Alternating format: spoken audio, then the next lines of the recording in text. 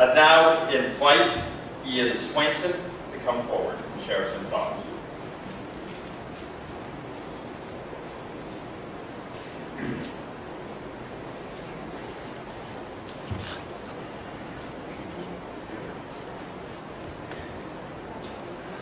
Well, these are my reminiscences of Lachlan, and I first met him through Ron Peterson, who's in the audience here, and I've seen him. I've been here about 2 years, I think 2 or 3 years. Didn't know too many people. And Lachlan was sent here from CSIRO on a grand tour. It was, I was so impressed. He had the world's biggest junket. I remember him calling it the super junket. And he was sent to be trained in various labs in North America, mostly I think. Ron probably knows better. And I know he was at Ron's for a good chunk of the winter. That was his first exposure to the Canadian winter. And I was I knew Ron early on, and I was supposed to go down to see a talk by this guy who I didn't know who he was. And the name like Lachlan, I hadn't realised it was Scottish. I think it was Hungarian actually, or something. It sounded Central European. I didn't know what it was. But then I got the flu or something, so I cancelled out. And in the end, he drove up to give a talk to our group. I guess I don't know, it was 94 or 95. And I was kind of petrified because all I knew is from Australia, and he was supposed to be coming up, and there was terrible freezing rain, and I thought, you know, he's never going to make it up here in this car. He's never driven on ice. And I phoned to tell Ron, don't tell him to come. Tell him to stop coming. And unfortunately, he already left. But anyway, he didn't make it up here, and that was the first time I met him. And I kept in touch with him after that for a little bit, and he went back to CSIRO, and he didn't stay long. I think it was less than a year, and then he quit. And I kept in touch with him on and off, not too much, didn't hear too much, I suppose. And then he suddenly popped up in Britain, in Daresbury, the Daresbury synchrotron, working on this crystallographic project, CCP14. And actually, that was really when I started to keep in touch with him, because he sent me this email. He sounded very unhappy and depressed. So I don't think he knew anybody who was in the middle of nowhere, kind of like I was when I arrived here. This was like desolation. It was like I was in an apartment in the backwoods of Ontario, knowing no one.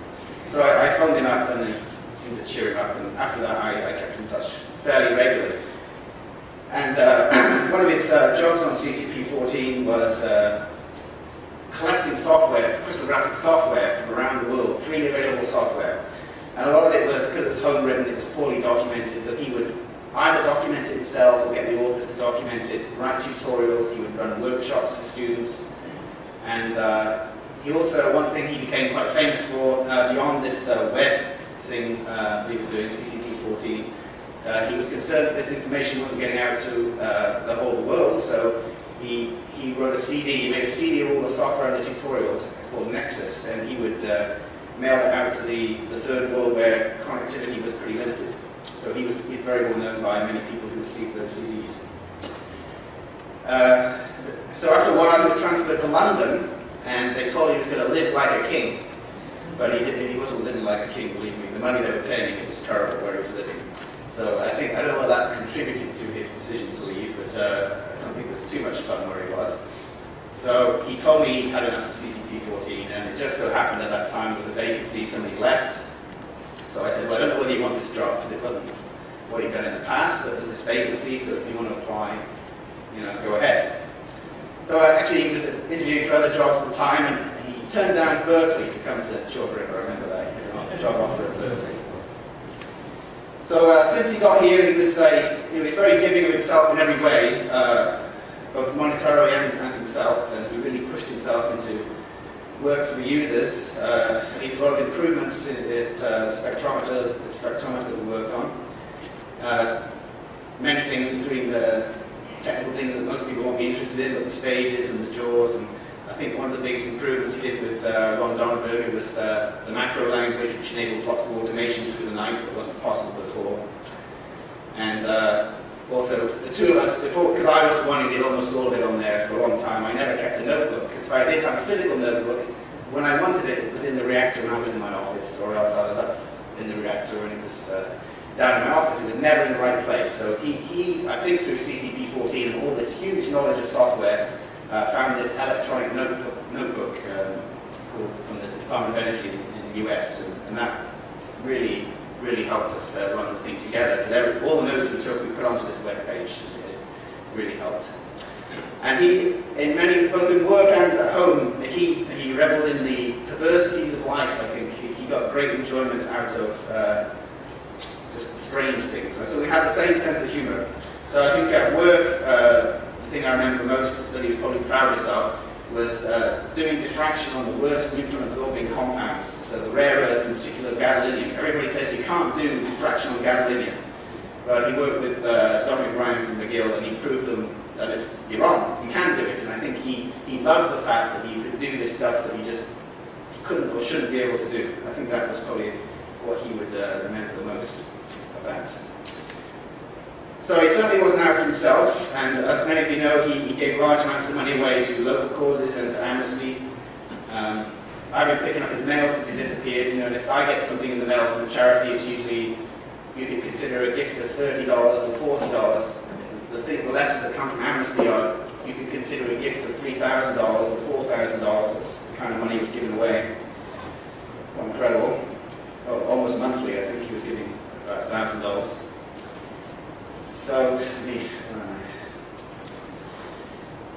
yeah, well, some of the other perversities he reveled in at home, of course, things he's famous for. He's famous for the bar, and the best stock bar in Ontario, and I think that was another perversity. He was a teetotaler, but he ran a bar. And he had a $2,000 coffee machine, but he didn't drink coffee. That was, the $2,000 coffee machine was for his visitors, and occasionally he had a hot chocolate made out of it. And then when he first disappeared and the police were searching the house for clues, and I told them his character, were there drugs, no drugs, women, no women, booze, no, he's a teetotaler. And they went through his house and they said, well, he said he was a teetotaler, but there's no food in his fridge, it's just full of beer, and there are empty liquor bottles all over the floor in one of the bedrooms. And I said, well, the beer's for me and people like me, and the liquor bottles are all the empties from the squash and curling club. They weren't for him, they were all stuff for other people.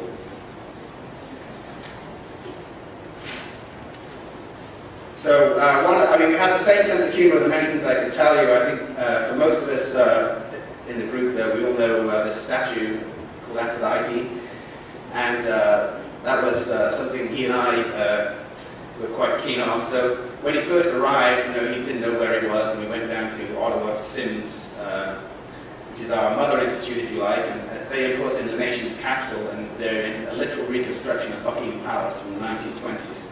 It's got a library with gilt ceilings, and then I said, Lachlan, we're the poor country bumpkin cousins. Like, we're in this clapboard building with asbestos shingles on the side, and we deserve better. And so we had to put our thinking caps on, and we thought, well, we've got to do something to compete with this culture down there. So we thought of getting gargoyles to stick on the building, and then we thought, well, that's too difficult, they might fall down, we'll get in trouble. So then we thought, well, we're going to get this classical statue, you see. So for those of you who drive down Highway 17, you go down towards Antrim, there's Alfonso de Rosales memorials and statues. So we drove all the way down there. We wanted this giant statue. That's the idea. And we got there, and they were like $400 or something. Lachlan didn't care, we'll split it. But we got to them, and they weren't really well finished. We got to them, they weren't well finished. They weren't up to the quality for the culture we were seeking.